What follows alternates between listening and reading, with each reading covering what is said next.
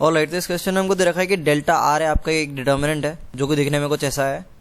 जो यहाँ पर पहला कॉलम है उसमें आर माइनस वन का whole square R minus one का होल क्यूब है। बाकी दो कॉलम्स में आपके एन से रिलेटेड टर्म्स है और ये कॉन्स्टेंट नंबर 6 भी है।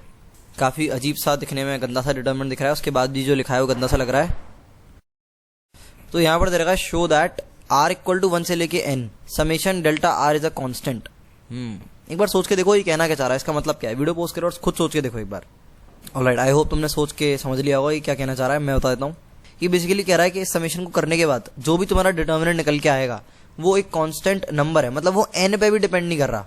समझ रहे हो, वो ऐसा कोई नंबर है 1 2 3 4 5 6 8 9 10 0 2 3 5 कुछ भी है ना, मतलब वो एन पे भी डिपेंड नहीं कर रहा। It's independent of N, meaning it is a constant. तो समेशन से तो देखो क्लियरली दिख रहा है कि यहाँ पे डिटर्मिनेंट्स को ऐड करना है। तो डिटर्मिनेंट्स को ऐड करने के लिए हमारी कंडीशंस होती थी कि या तो कोई भी दो रो आपकी सेम हो या फिर आपके कोई भी दो कॉलम सेम हो। अगर यहाँ पर देखोगे तुम तो एन जो है वो बदल नहीं रहा, आर बदल रहा है ना। तो कॉलम 2 और कॉलम 3 हमेशा सेम रहेगा। तुम आर की वैल्यू 1 रख दो, 2 रख दो, 3 रख दो, 4 रख दो, जितने भी डिटर्मिनेंट्स आएंगे ऐसे उसमें तुम्हारा कॉलम 2 और कॉलम 3 सेम रहेगा। तो जो हमने प्रॉपर्टीज पढ़ी हुई है डिटर्मिनेंट की जिसमें हम डिटर्मिनेंट्स को ऐड करते थे, ऐड तो सिर्फ वही वाली कॉलम या फिर रो होती थी ना जो डिफरेंट होती थी।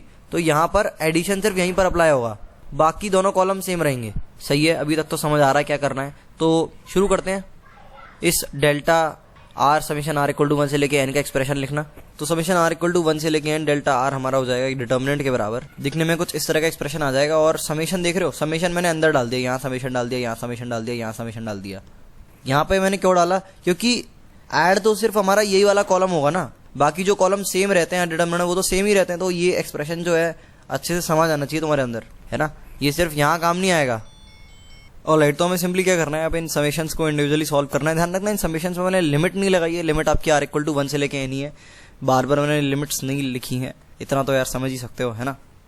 तो सिंपली इन समेशन को सॉल्व करना है, इसको, इसको और इसको। तो जिसको फॉर्मूलाज याद नहीं है उसको सॉल्व करने में बड़ी दिक्कत आएगी। समेशन आर माइनस 1 को आप डायरेक्टली सॉल्व कर सकते हो। इसको दो पार्ट्स में ब्रेक कर लो, एक आपका ये समेशन आर हो जाएगा, एक आपका ये माइनस समेशन 1 हो जाएगा।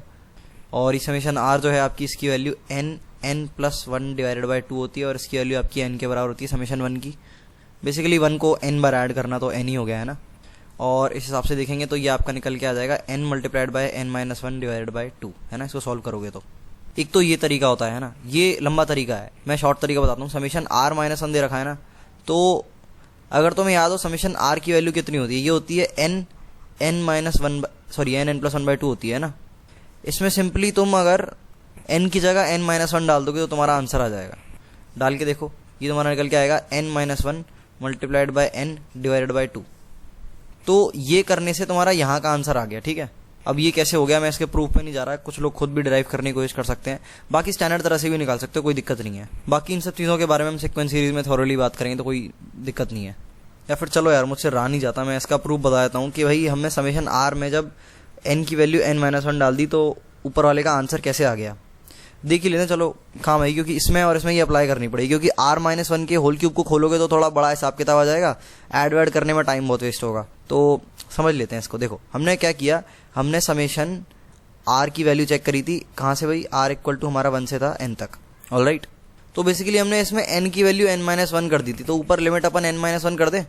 ये बेसिकली अपन ने सॉल्व किया था और ये हमने किसके बराबर कर दिया था, समेशन आर माइनस 1, और यहाँ पर आर की वैल्यू तुम्हारी 1 से लेके n तक थी और यहाँ पर आर की वैल्यू तुम्हारी 0 आएगी, है ना। आर की वैल्यू 0 से लेके स्टार्ट होगी जो हमारे ट्रेडिशनल समेशन में होती है, आर इक्वल टू 0। वैसे भी 0 वाला टर्म तो खत्म ही है, 0 ही है, क्या ही फर्क पड़ना है उसके होने या होने से कोई मतलब नहीं है।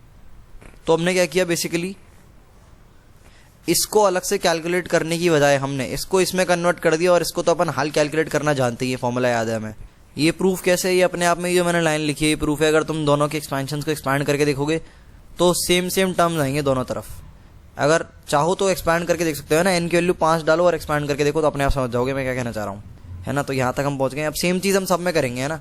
सेम चीज़ हम आर माइनस 1 के होल स्क्वायर में भी करेंगे और आर माइनस 1 के होल क्यूब में भी करने वाले हैं। तो इसकी जगह पहले इसका आंसर लिख लेते हैं। तो ये आ गया हमारा n माइनस 1 बाई 2। अब आर माइनस 1 के होल स्क्वायर का जब समेशन सॉल्व करना है तो सिंपली आर के होल स्क्वायर का समेशन सॉल्व करो और उसमें n की वैल्यू जो है तुम जानते हो क्या डालनी है ना, n माइनस 1 डालनी है। तो इसका फॉर्मूला होता है अपना n multiplied bye n plus one multiplied by 2n plus one divided by 6 आता है यहाँ पे।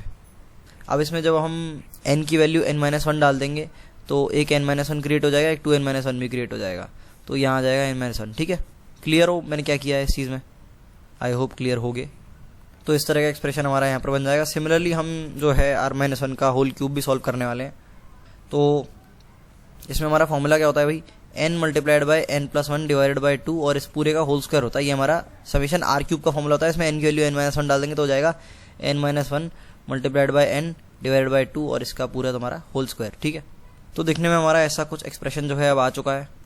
अब हमें देखना है, हमें मतलब प्रूव करना है बेसिकली, शो दैट बोला है ना उसने कि ये भाई ये कांस्टेंट नंबर है, मतलब ये n पे भी डिपेंड नहीं कर रहा। तो अभी तो मेरे दिमाग में ये चीज़ आ रही है कि मैं चीज़ों को कॉमन निकाल लूँ, n वगैरह को कॉमन निकालूँ।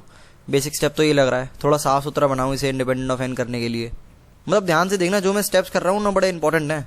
तो अगर तुम देखो कॉलम से शुरू करते हैं, चलो कॉलम 1 के सारे एलिमेंट्स में क्या चीज़ कॉमन है, n-1/2 सभी में आ रहा है। In fact n multiplied by n-1/2 सब में आ रहा है। तो n multiplied bye n-1 divided by 2 ये हम कॉमन निकाल लेते हैं कॉलम 1 से बाहर। तो ये मैंने निकाला और मेरे डिटर्मिनेंट कुछ ऐसा बन जाएगा, ऊपर तो 1 आ जाएगा और यहाँ आ जाएगा 2n-1/3 और यहाँ तुम्हारा as usual n multiplied by n-1/2 रह जाएगा। अब एक काम करते हैं, इस वाले से भी n निकाल लेते हैं क्योंकि सब में n कॉमन दिखाई दे रहा है। तो ये हो जाएगा 1 और यहाँ पर हो जाएगा 2n, यहाँ पर हो जाएगा 3n। तो यहाँ पर जो है हमारा इस तरह का एक्सप्रेशन आ गया और एक n जो बाहर निकाला था उसको बाहर निकाल के यहाँ पर n स्क्वायर कर दो। अब और क्या भाई कॉमन निकाल सकते हैं, मुझे दिख रहा है कि जो हमारी रो 3 है उसमें सब में n आ रहा है ना, रो 3 के सारे एलिमेंट्स में n आ रहा है। तो एक और n को कॉमन निकाल लो, तो यहाँ पर तुम्हारा स्क्वायर की जगह n क्यूब हो जाएगा और यहाँ से n गायब हो जाएगा। ठीक है, इतना क्लियर है। अब अगली चीज़ में क्या करने वाला हूँ, यहाँ पे ये जो पहली वाली कॉलम है मेरी, ये मुझे देखने में ना बहुत ज़्यादा गंदी लग रही है। गंदी इसलिए लग रही है क्योंकि यार इसमें फ्रैक्शन के टर्म्स हैं और बाकी किसी कॉलम में फ्रैक्शन के टर्म्स है ही नहीं। तो मैं क्या करने वाला हूँ कि पहले वाले कॉलम में 6 का मल्टीप्लाई करने वाला हूँ। 6 का अगर मैं मल्टीप्लाई करूँगा तो बाहर 6 का डिवाइड मारना पड़ेगा। तो यहाँ तो 6 का डिवाइड मारा और एक 6 का मल्टीप्लाई किया। अब ये जो 6 का मल्टीप्लाई किया था इस 6 को मैंने कॉलम 1 में भेज दिया। समझ पा रहे हो क्या कर रहा हूँ? इस तरह के मैनिपुलेशन आनी चाहिए।